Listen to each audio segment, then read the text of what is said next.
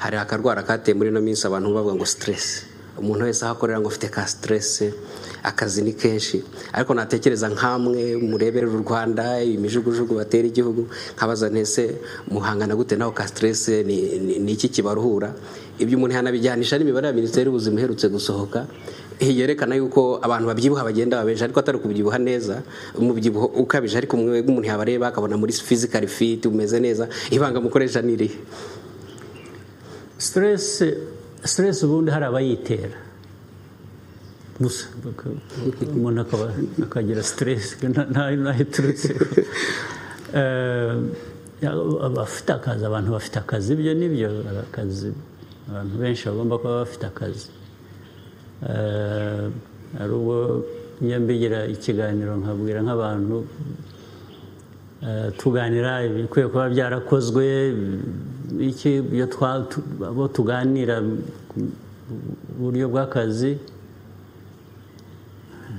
abaza iki byarakozwe ntibyakozwe, bagatangira kumbwira ko bihanganire ntibyakozwe, baribagiwe cyangwa byagenze bityo, bagafite imvugo ndende.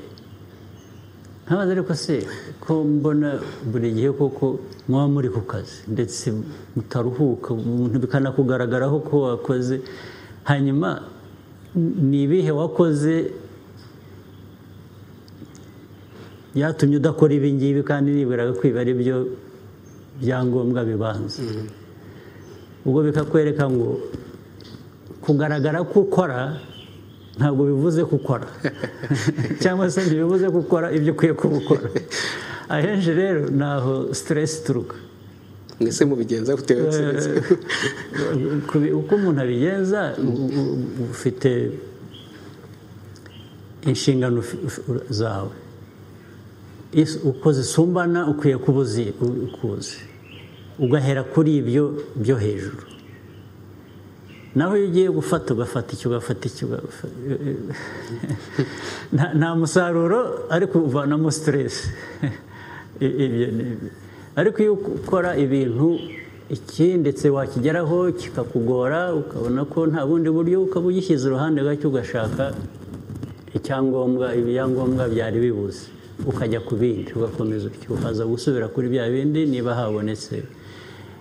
Ariko ukomeje ku kintu kimwe udafitiye ubushobozi buhagije cyangwa ubona kitari buguhe umusaruro, ariko ugakomeza aricyo urwana nacyo, nta kiri buvemo, ariko uragira stress.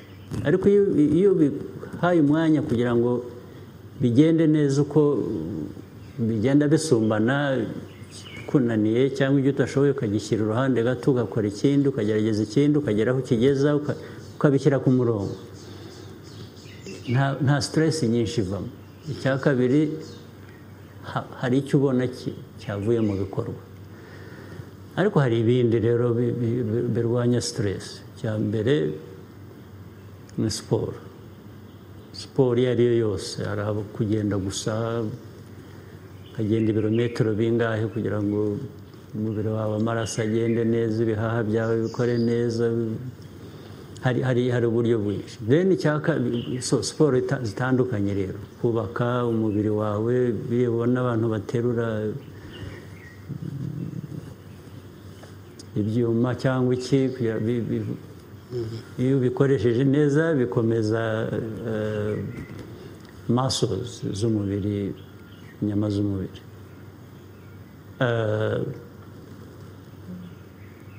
Gukora siporo ni ngombwa, ukabigirira gahunda. Ikindi ni ibyo ugaburira umubiri wawe. Gufungura buri kintu cyose, ugafata ibi byose. Hari abavuga ngo niho babiboneye. Aho rero ariko hariho n'iyo wabibonye ari bibi ukwiye kubyirinda. Burya inda utanagaburiye iguha ubuzima bwiza kurusha iyo wagaburiye ibibi mu gihe ishyizemo ibintu bibi mu mubiri, bikugiraho ingaruka byanze bikunze. Ibyo abantu bafungura rero bagaburira umubiri wabo nabyo abantu bakwiye ni nko guhitamo, ushobora guhitamo kunywa amazi cyangwa kunywa inzoga. nabyo byarazamutse, abanywa agatama barazamutse.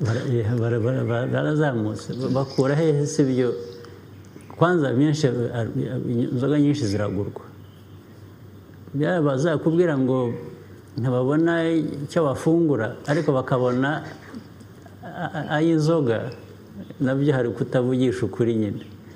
Aho guhitamo kunywa inzoga kandi wabwiriwe kuke y'amafaranga utayahitamo gushaka icyo ufungura ntubwirirwe.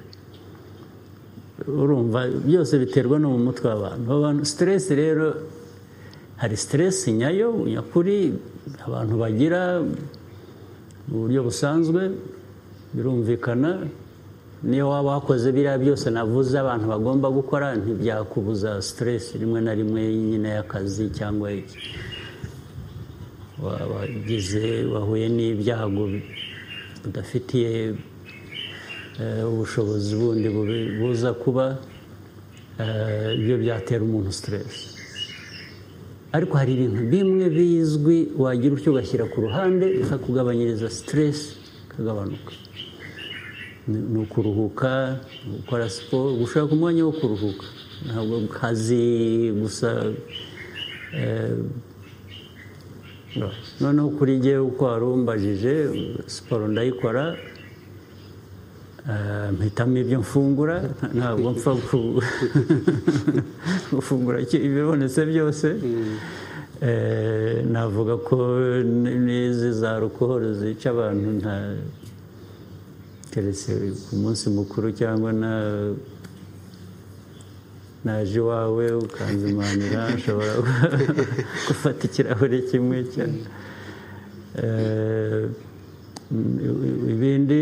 Akazi kanjye, amasaha, akazi ndagakora uko mbishoboye, ariko ngira n'umwanya wo kuruhuka, njya muri izo siporo cyangwa nkaganira n'abantu, kubona umwanya w'umuryango wanjye, mu by'ukuri. Hanyuma ariko ikindi kigoye gusobanura, sinzi ko nanjye nubwo ngiye kubivuga, hari ubwo ikintu mu mutwe kitakuremerera bitari ngombwa. Hari ibibazo birahari, ni byinshi, biraremereye. Hari n'ubwo mba nzi ngo ni igihe bireba ngomba kubikora, ariko aho kujya muri panic mode ngo mvuga uti noneho you calm down, ugatuza, ugatangira gutekereza ko uri gukora ibyo ushoboye, ibyo udashoboye urashaka ukundi ubigira. Ariko iyo bije bikakubitaho, ukavuga uti noneho ibi ndabigenza nte, ibintu byacitse. Aho ngaho stress niyo ijya mu mutwe wawe, noneho igatuma n'ibindi byose bikugeraho ingaruka. Biraterwa rero n'ukuntu umuntu abijera, ni management yabyo. Abantu bakwiye gushyiramo imbaraga, ukareba ko stress itaba ari cyo kintu tugiye gukora ibijyanye nayo, ahubwo dushaka ibishobora gutuma itatubana nyinshi. Ariko ibyo ngibyo navuze biriho, birazwi, bishobora kuyigabanya ku muntu. Njye rero nibyo ngerageza. Murakoze Perezida.